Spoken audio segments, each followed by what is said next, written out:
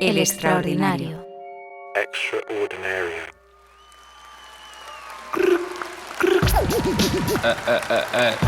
Extraordinario. A este guajiro le gusta el cuchillo, tu poca salchicha, el mío solomillo.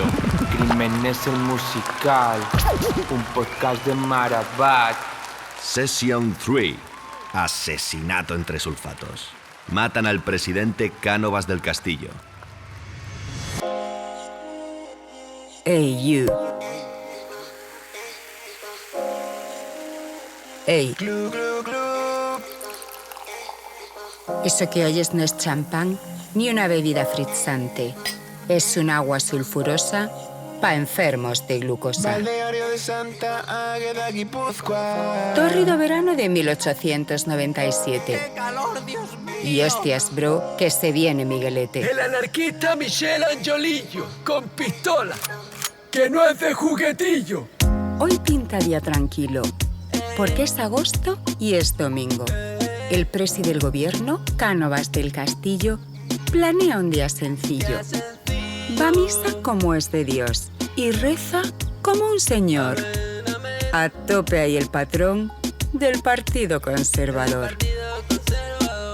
Luego va a la galería y se sienta en un banco. Está hojeando un diario. A ver qué dice hoy la prensa. ¡Y menudo Cristo! ¡Qué rosario! La bala atraviesa el diario mientras lees en solitario. Del lado derecho del pecho brota sangre a despecho. Disparo das. La bala entra por la oreja y le sale por la cabeza. Va con furia el proyectil y esta herida es muy hostil. puta chola! Disparo tres. La bala rompe la vena de corazón a la cabeza. Le ha partido la yugular y esto pinta todo fatal. Su mujer enloquecida grita el gangsta de bardita. ¡Canalla asesino! Le has metido 3 tiros, 3 impactos que serán mortales de necesidad. Es venganza en plato frío y en 3 tiros. ¡Fío, fío, fío! La vendetta de Angiolillo ha acabado en magnicidio. Es venganza en plato frío y en 3 tiros. ¡Fío, fío, fío! La vendetta de Angiolillo ha acabado en magnicidio. ¿Por qué tanto proyectil? Por mi hermano de Montjuic. ¿Pero qué es lo que ha pasado? Pa' tanto desaguisado. Espera. Corta. Vámonos un año para atrás. ¡Para entender la barrabasá! Investigamos el rencor. Que ahí está la explicación. En Barcelona los anarquistas tiraron bombas terroristas. Cánovas todo cabreao dijo, esto se ha acabado. No portáis bonito, hermano. Ya veréis que harta de palos. Hay que harta de palos. Hay que harta de palos. Cientos de sospechosos directos al calabozo. Al castillo de Montjuic. A pillar hostias allí. Cadenas perpetuas. Sin derecho a treguas. Y penas de muerte. ¡Maldita la suerte! Y entonces, un anarca italiano diseñó un plan. Me haré pasar por periodista y vengaré a los anarquistas. El Cánovas del Castillo va a comer de mi gatillo. ¡Pum! Es venganza en plato frío y en 3 tiros. ¡Fío, fío, fío! La vendetta de Angiolillo ha acabado en magnicidio. Es venganza en plato frío y en 3 tiros. ¡Fío, fío, fío! La vendetta de Angiolillo ha acabado en magnicidio. Esa es su razón para matar al presidente. Y después de disparar, ni corre, ni escapa, ni huye. Espera que lo apresen. Me voy a quedar por aquí a ver qué pasa. Tranquilamente. Fluye. Haciendo un cigarrito. A los pocos días, un consejo de guerra dicta sentencia. Garrote vil, muerte inminente. Muere estrangulado el anarquista indecente. Al muerto duelo nacional y al vivo pena capital. Violencia lleva violencia y matanza lleva venganza. Angiolillo sube al garrote donde van todos los malotes. Lo está mirando un sacerdote, pero no le echa un capote. Y entonces, cuando el verdugo va a apretar el collar que lo ahorcará, Bueno, venga, a estrangular. Michel Angiolillo suelta su último aliento y grita: Germinal, germinal, tú a mí me vas a matar. Y yo grito germinal, germinal, germinal, tú a mí me vas a ejecutar. Y te escupo germinal, germinal, germinal, tú a mí me vas a matar. Y yo grito germinal, germinal, germinal, tú a mí me vas a ejecutar. Y te escupo germinal, te escupo germinal. Crímenes, el musical, presenta su Session 3 con la colaboración del experto en balística Javier Durán, la responsable del museo que guarda la pistola de Angiolillo, Icía Ruiz Erenchun, y el historiador Julián Vadillo.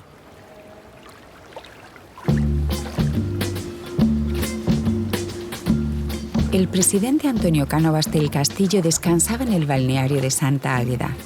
El hombre siempre decía: A mí Santa Águeda me da la vida. más tranquilidad no podía imaginar. Domingo, agosto, agüitas, masajitos. Pero su paz se vio atracada por los disparos de una pistola modelo British Bulldog.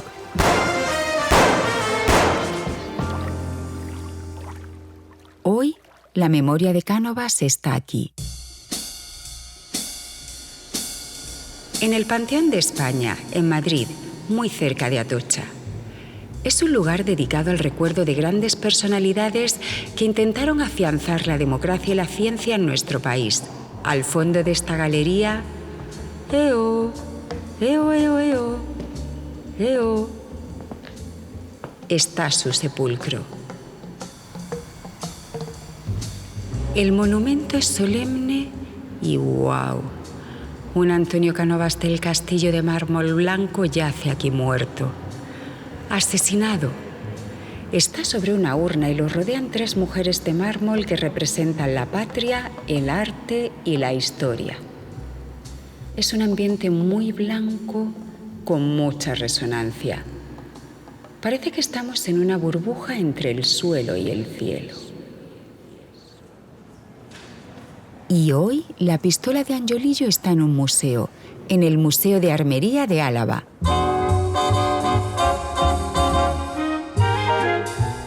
Esta mañana está allí Icía Ruiz Erenchun. Ella es la responsable del museo y le preguntamos por videollamada cómo fue a parar a ese lugar la pistola de Angiolillo. Este revólver fue utilizado en el juicio como una de las piezas principales de las pruebas, ¿no? Entonces, una vez concluido el juicio, se entregó al capitán general del norte, que era Basilio Agustín Dávila, y la guardó hasta que su hijo la donó a la Diputación Foral de Álava. ¡Qué curioso! El general Basilio Agustín Dávila estaba en el tribunal que juzgó a Angiolillo y cuando terminó el juicio se llevó la pistola a su casa. ¡Ole ahí! Se quedó con la prueba del crimen como si fuera un souvenir. El general la tuvo guardada el resto de su vida.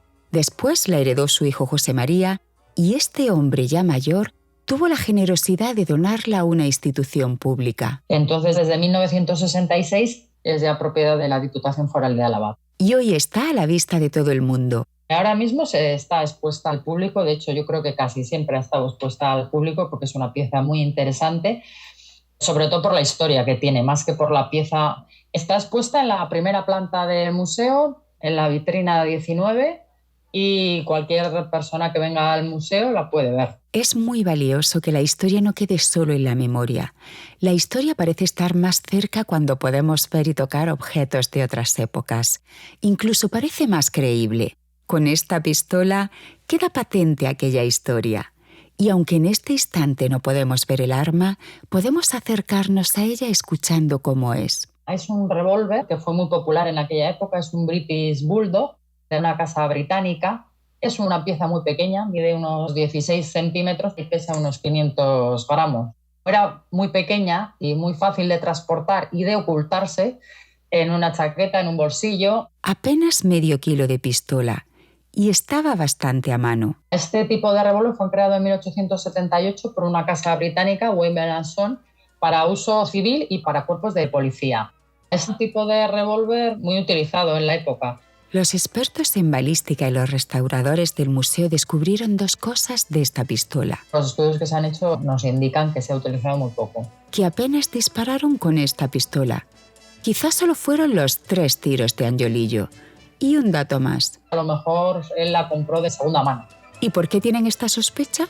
Porque el pavonado que tiene está bastante desaparecido, que eso hace pensar que no era nueva cuando Angiolillo la utilizó. El pavonado es una capa de magnetita que le dan a la pistola para evitar que se estropee el metal. Y ese desgaste se produjo antes de que Angiolillo disparara a Cánovas, porque a partir de entonces... Estaba guardada en una caja, pues eso ha llevado a creer que él ya la compró bastante usada o manoseada. No disparada, pero que sí que había tenido su uso exterior. Y por fortuna... Desde 1897 ya no se ha vuelto a usar, lógicamente. Acostumbramos a estudiar la historia desde el sillón del estadista. ¡Oh! Ese señor importante, flamante y triunfante, que hizo cosas famosas, pomposas y ponderosas.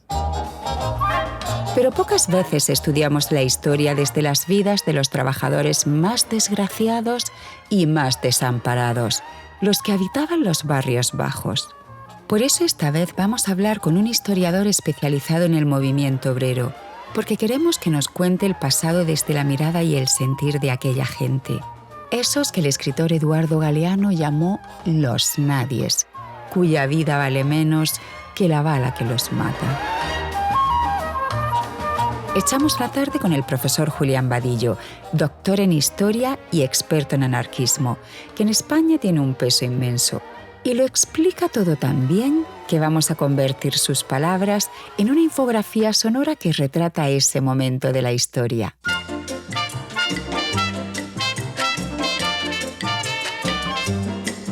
Contexto insurrecto. El atentado de Cánovas del Castillo hay que entenderlo dentro del contexto de las luchas sociales que existían en España a finales de la década de 1890, del siglo XIX. Tipo y arquetipo. La tipología del atentado de Cánovas del Castillo es lo que se llaman los anarquistas vengadores. Lo que hace Angiolillo es desplazarse a España con el objetivo de matar a la persona que considera que ha sido responsable de la represión de Montjuïc de 1896. Hechos y desechos en el castillo de Montjuïc. En Montjuïc ha habido una detención de anarquistas de forma aleatoria, acusados, muchos de ellos sin pruebas, de haber promovido el atentado contra la procesión del Corpus Christi en 1896 en Barcelona. Entonces, la idea que tenía el gobierno, en este caso, era perseguir e ilegalizar a las sociedades obreras anarquistas. Comenzó a detener de forma indiscriminada a anarquistas, incluso a no anarquistas, y 5 de esos anarquistas van a ser fusilados en el castillo de Montjuïc. Huellas y secuelas. Eso va a dar lugar a una campaña internacional de solidaridad con los anarquistas españoles, y en una de ellas Michel Angiolillo va a escuchar las razones que llevó al gobierno a promover esa represión contra los anarquistas, y él va a tomar la determinación personal, él solo, como mucho en colaboración con pequeños grupos, de ajusticiar o de ejecutar al que considera que es el responsable de esta cuestión, que es Cánovas del Castillo.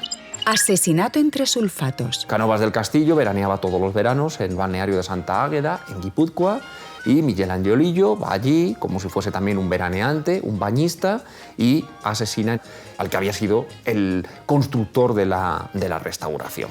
Pistolero solitario. Si hay alguien detrás del atentado de Angiolillo, son pequeños grupos, pero no hay una dirección internacional ni una decisión por parte de las sociedades obreras españolas de ejecutar al que había sido presidente del gobierno. Es una decisión particular de Angiolillo. Y el peligro que no se teme, más presto viene. También hay que tener en cuenta que en aquella época los políticos no tenían guardaespaldas. A pelo por la calle. ¡Qué barbaridad!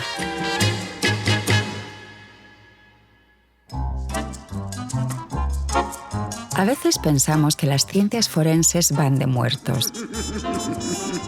Pero en realidad las ciencias forenses van de investigar, de descubrir qué pasó, de averiguar cómo fue, de conocer detalles exactos. A veces tiene que ver con muertos y a veces tiene que ver con vivos. Entre las ciencias forenses hay una disciplina que estudia las armas, las balas y el efecto que provocan en el cuerpo de un ser vivo o de un objeto. Esa ciencia es la balística forense, y ese apelativo de forense es lo que indica que su objetivo es ayudar a esclarecer un presunto delito. Pero quien mejor lo puede explicar es un experto en balística forense. Así que cojo el metro, porque me pilla muy lejos.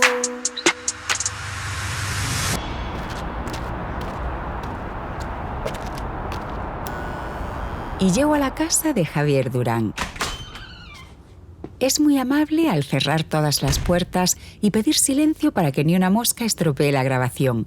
Coge el micro de solapa, como Pedro por su casa, y se lo pone a la perfección. sin una indicación. Porque está muy curtido en participar en programas de radio y televisión. Encima de una mesa grande despliego mi grabadora y él abre su ordenador. Javier Durán es experto en balística y estudia las ciencias forenses desde muchos ángulos. Antes fue guardia civil y ahora es perito judicial, investigador, profesor universitario y colaborador en varios medios de comunicación. Javier Durán es físico analista forense y desde esta especialidad examina residuos de disparo, drogas, explosivos, falsificaciones de marcas de ropa y lo que le echen. Es estomatólogo y biólogo forense, y esto significa que identifica cadáveres, evalúa el daño en el cuerpo de una persona, realiza inspecciones oculares de la escena del crimen y toma muestras biológicas en procesos criminales. También es experto en criminología y vocal en la Junta de Gobierno del Colegio Profesional de Criminólogos de la Comunidad de Madrid. Yo siempre he imaginado la balística como una ciencia física llena de velocidades, impactos, fuerzas y con gráficos llenos de líneas veloces y rebotes en las paredes. Pero a lo mejor es fantasía de película, así que ya que estamos con Javier Durán, mejor que nos lo explique él. Lo primero que se me ocurre decir es que forense viene de foro, el antiguo foro latino donde se impartía justicia. Digamos que todo lo que tiene que ver con la impartición de justicia le podemos colocar el llamado apellido forense, porque generalmente, sobre todo en España, cuando hablamos de forense, lo primero que se nos viene a la cabeza es el médico forense, ¿no? Sin tener en cuenta que hay otras ciencias que también pueden auxiliar a la justicia y pueden denominarse forenses, ¿no? Está la biología forense, la química forense, la balística forense, incluso la economía forense. Un economista que hace una auditoría de una empresa en la que se han cometido delitos de estafa, etc., va ante el tribunal a presentar un informe pericial y en ese momento esa persona es un economista forense. Hay países donde las palabras para llamar a estas ciencias están ya muy asentadas, aunque aquí no es el caso. En los países anglosajones está más extendido la terminología forense. Aquí en España es más novedoso. La Policía Nacional lo llama policía científica, la Guardia Civil lo llama criminalística. A mí me gusta mucho más utilizar el término ciencias forenses. Todas aquellas ciencias que ayudan a que se imparta justicia, es decir, que auxilian a los tribunales en su labor, para mí son ciencias forenses. Y hay un aspecto clave en todas sus disciplinas. La ciencia forense, en definitiva, lo que hace es identificar.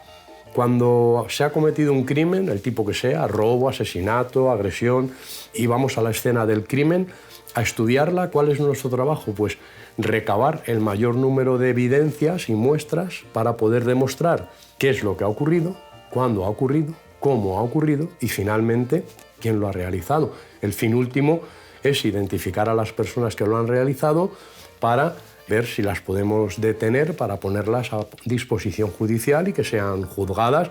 La ciencia forense también sirve para demostrar que una persona es inocente. Hay muchas formas de buscar muestras y Javier Durán explica una de ellas. En el escenario donde se ha cometido un crimen, llevando a cabo una inspección técnico-ocular, que es como se denomina la acción de ir a la escena del crimen a revisarla y a recabar todo este tipo de evidencias, muestras. Cuidado, no son pruebas ni indicios.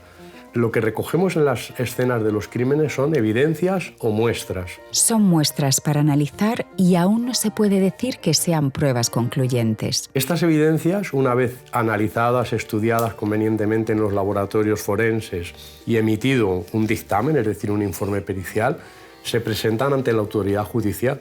La autoridad judicial le aplica el derecho con D mayúscula y si las admite, entonces se convierten en prueba de ese delito. Mientras tanto, no.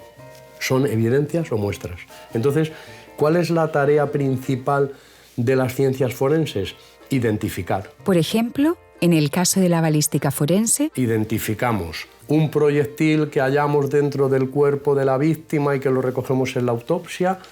Esta muestra que nosotros recogemos del cadáver o de la escena del crimen es una evidencia dubitada porque dudamos de su procedencia, no sabemos todavía de dónde procede, y ahora ya cuando tenemos un arma sospechosa y hacemos unos disparos de prueba en el laboratorio para recoger proyectiles, esas evidencias son evidencias indubitadas, porque yo no tengo duda de dónde proceden. Proceden de esa pistola. Entonces, llevando a cabo un proceso de comparación entre esos dos proyectiles, si tienen las mismas marcas que las ha dejado el arma, que cada arma deja unas marcas muy particulares que le identifican plenamente y de manera inequívoca, si puedo establecer esa identidad, puedo llegar a afirmar que el proyectil encontrado en el cuerpo de la víctima o en la escena del crimen ha sido disparado por el mismo arma que estos que hemos obtenido en el laboratorio. Luego ya tengo la pistola que ha participado en esos hechos. En el caso de que una persona llevara encima esa pistola o que la hubieran encontrado en su domicilio, pues esa persona tendrá que explicar ante la justicia por qué tenía en su poder un arma que ha participado en un crimen y, por lo tanto, esa persona se convierte en sospechosa. Si además en la escena del crimen encontramos restos de ADN de esa persona, como pueden ser pelos, saliva o sudor, restos de semen, y tenemos el ADN de esta persona, pues entonces ya le situamos en la escena del crimen. O si tenemos huellas dactilares suyas, podemos establecer que esta persona ha estado en la escena del crimen. Si además le hemos intervenido la pistola que se ha utilizado en el crimen y si además, imagínate que ha transcurrido poco tiempo y le realizamos una prueba de residuos de disparo y vemos en sus manos que ha disparado un arma y todas estas evidencias el juez las admite como prueba, ¿qué nos encontramos? Pues nos encontramos ya con varias pruebas de que esta persona es sospechosa. Seguramente pues se ordenaría su detención, puesta a disposición judicial y después sería juzgado. Yo le insisto a Javier Durán que me imagino fórmulas físicas de esas terroríficas que teníamos que estudiar en el colegio. Que si la fuerza, la velocidad, el impacto... Y le pregunto con terror si hay que estudiar mucha física para hacer informes de balística. Sí, evidentemente. Vamos a ver, la balística en general la dividimos en tres partes, ¿no? La balística interior, la balística exterior y la balística de efectos. Vayamos con la primera. La balística de interior se ocupa de lo que ocurre en el arma en el momento del disparo y también tiene varias partes. Después con la segunda. La balística exterior es lo que ocurre cuando el proyectil abandona la boca de fuego del arma, es decir, ese vuelo que hace, ese tiro parabólico, que es totalmente física, por supuesto, influye la velocidad del aire, la presión, la temperatura, si llueve, si no llueve, el alcance del arma, el tipo de calibre que hemos utilizado, el tipo de arma que hemos utilizado, y es ese vuelo, esa trayectoria que hace el proyectil desde que sale de la boca de fuego hasta que impacta en el blanco. Y ahora se viene la tercera. En la balística de efectos, que es ese impacto, pues también influye mucho la física. Cantidad de movimiento, energía cinética de rotación, energía cinética de desplazamiento que lleva ese proyectil, con qué ímpetu, es decir, con qué cantidad de movimiento o con qué energía golpea el blanco, qué resistencia ofrece el blanco, qué blanco es una pared, una superficie de madera, un cristal, es el cuerpo de una persona, el cuerpo de un animal, qué resistencia ofrece. Muchas veces la balística de efectos Cuando es contra personas es más tarea de los médicos forenses, ¿no? Pero bueno, los agentes de la Policía Judicial, tanto de la Policía como de la Guardia Civil, intervienen auxiliando al médico forense en las autopsias para recabar o recoger este material balístico que pueda haber o para ver la trayectoria. Se utilizan unas varillas largas para ir viendo qué trayectoria ha seguido el proyectil dentro del cuerpo, para poder ver el ángulo de disparo, la distancia de disparo. Todo eso es física, evidentemente, es balística de efectos que tiene mucho que ver con la física. Y la física se ayuda de otras ciencias complementarias. Y por supuesto lo que ocurre también en el interior del arma, pues también tiene mucho que ver, bueno, con la fisicoquímica, ¿no? Ese pequeño explosivo en el interior del fulminante, que lo tenemos aquí en el culote. Dice aquí en el culote porque durante la conversación me va enseñando gráficas y documentos para explicarme las cosas con precisión forense. Aquí en el culote, que es donde golpea la aguja percutora, es un explosivo por presión, que es lo que hace que luego la pólvora se queme, es decir, deflagre, y es lo que hace la presión y la temperatura suficiente para que el proyectil abandone el arma.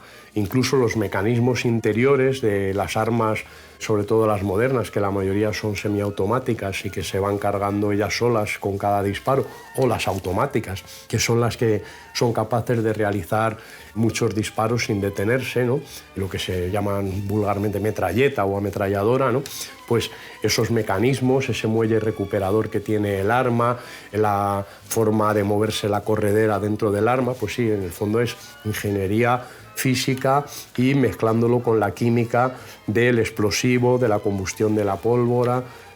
Y más ciencia para examinar las armas y descubrir con cuál exactamente se ha cometido el delito. Igual que es ciencia también el que cada arma, por su proceso de fabricación, tiene en el interior del cañón, en la aguja percutora, en otras superficies que tocan los elementos balísticos, pues tienen unas características muy determinadas que las hacen identificarlas de manera unívoca, pero casi como igual que una huella dactilar identifica a una persona, esas marcas que deja el arma en el casquillo, en el culote, con su uña extractora, con su aguja percutora, las estrías que tiene el ánima del cañón que dejan marcas en el proyectil, el conjunto de esas marcas hacen que sea totalmente identificable de manera inequívoca. Cada vez con mayor exactitud. No conozco ningún caso de una coincidencia, y más ahora con los métodos modernos, porque antes todo esto se hacía, digamos, a ojo,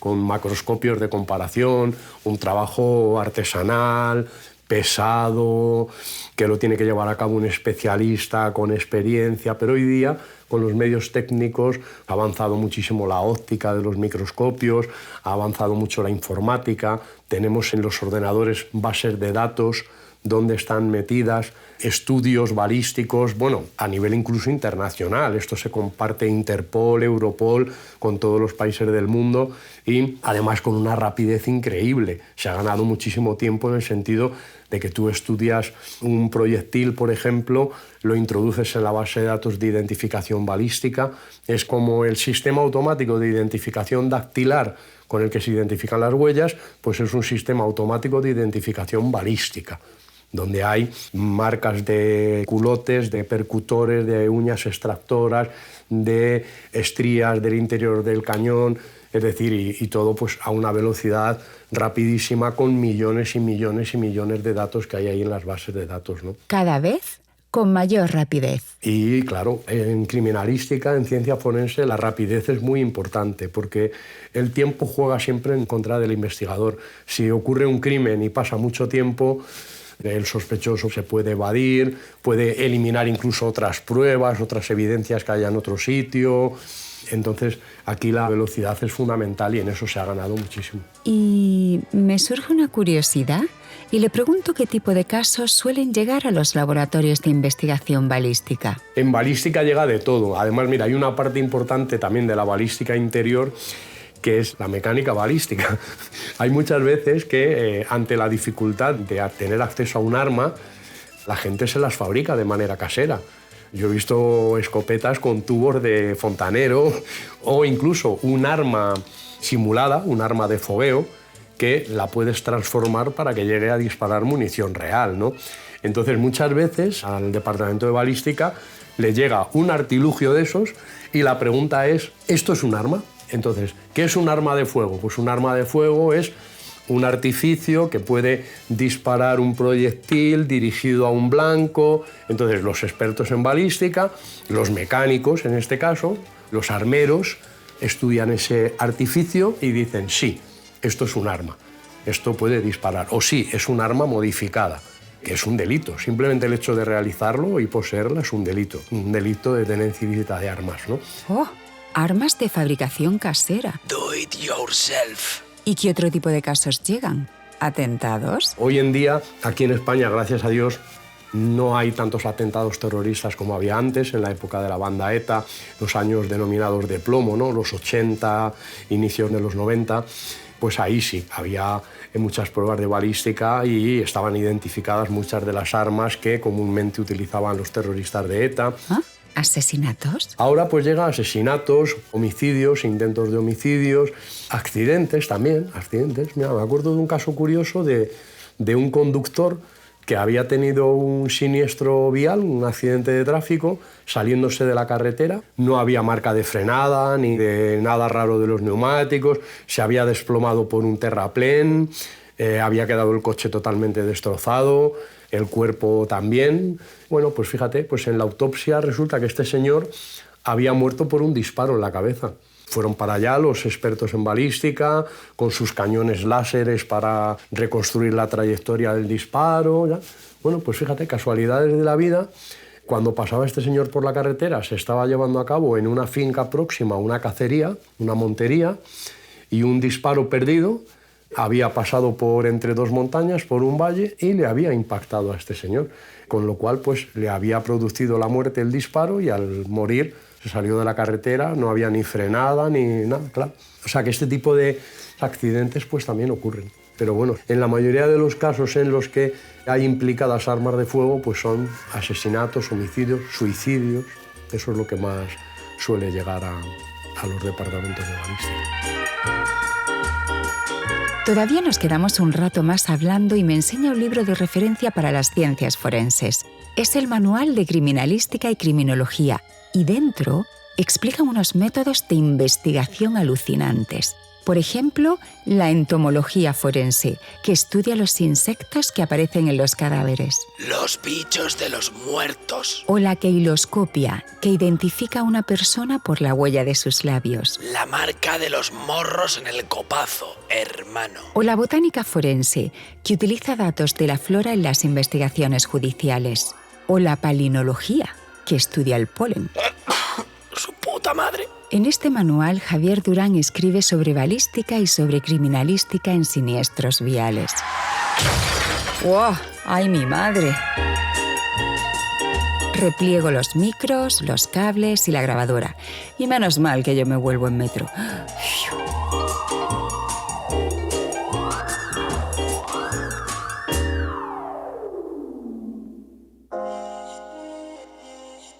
Antonio Cánovas del Castillo fue 6 veces presidente del Consejo de Ministros. Ese cargo era el equivalente al actual presidente del gobierno, aunque tenía menos poder, porque en la chepa tenía al rey. 6 veces presidente. 6. Pero a finales del siglo XIX, ese trajín era normal. Presidente pa' aquí, presidente pa' allá. Porque tenían un sistema de gobierno llamado turnismo. Un bipartidismo. Ahora tú, ahora yo. Política de yo-yo. También fue ministro de Gobernación y de Ultramar. Fue historiador y escribió poesía. Porque, ay, Manuel, cómo nos pierden las rimas. Escucha uno de sus poemas y así acabamos con buena estrella. Los que juntáis felices trovadores, el canto dulce al arpa regalada. Sabéis ya que es amor y que son flores. Habéis visto los valles de Granada, de Granada. Y en el próximo capítulo, la misteriosa muerte de Mateo Morral. Huyendo por patas por un matorral. Oyente, ven acá para acá que te voy a leer tu suerte. Trapa aquí esa mano. Yo veo aquí que tú eres gente generosa. Veo una línea que empieza aquí y que acaba en un link. En el link de la descripción de este episodio. Entra y sin miedo y busca propinilla. Aprieta con toda tu fuerza. Suscríbete a nuestra newsletter y podrás probar que lo que digo es verdad. Que eres gente hermosa y generosa que invierte un par de duros para que aquí podamos cantar Crímenes el musical. Muchas gracias, guapa, y que te acompañe la suerte.